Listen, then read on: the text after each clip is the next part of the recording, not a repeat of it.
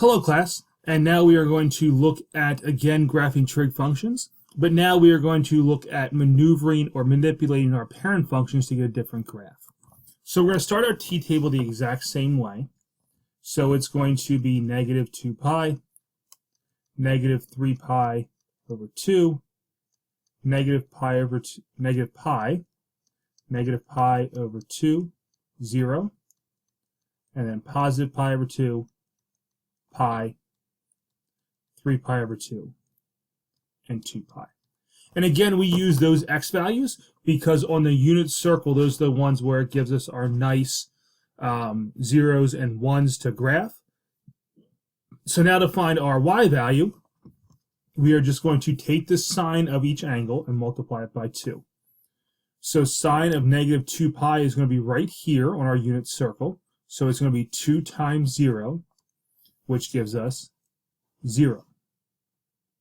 At negative 3 pi over 2, which is going to be right here, our sine is 1, so we multiply that by 2, and we get 2. And now we can just kind of follow our pattern. So it's 0, 2, and then we go back to 0, negative 2, back to 0, positive 2, back to 0, negative 2, and then lastly back to 0.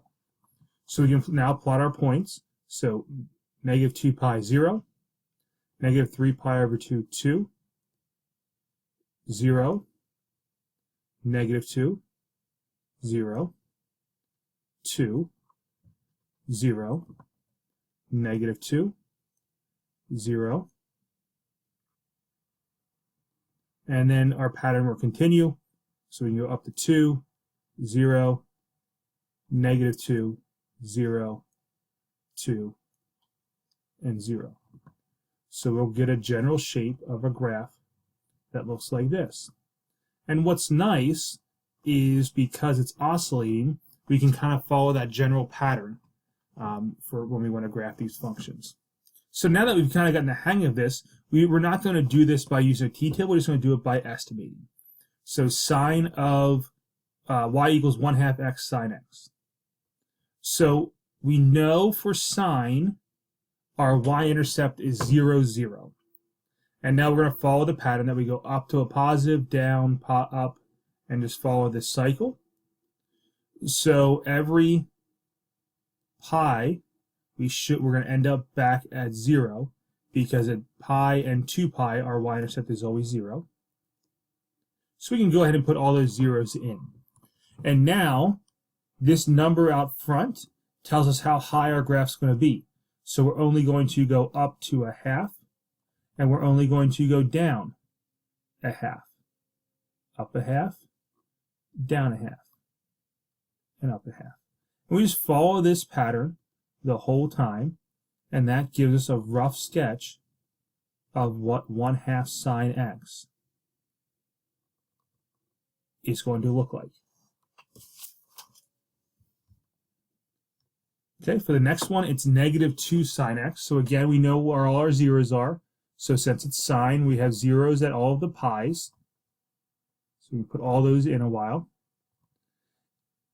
Oops. So fill in our then where it crosses the x-axis. So right here. Now we're just going to take the values and multiply them by negative 2. So it usually goes 0, 1. So we would be here, but we're going to multiply that by negative 2, and we're going to end up down here. Over here, we should be at negative 1.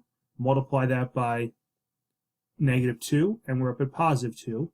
And now we can continue our pattern. So down the negative 2, up to 2. Down the negative 2. Here we should be at negative 1. Multiply that by negative 2, so we're going to be up at 2, and we're down at 2. So we get this general shape of the graph right here. So the negative sign is going to flip the points across the x-axis, and the 2 is just going to change our height of the graph.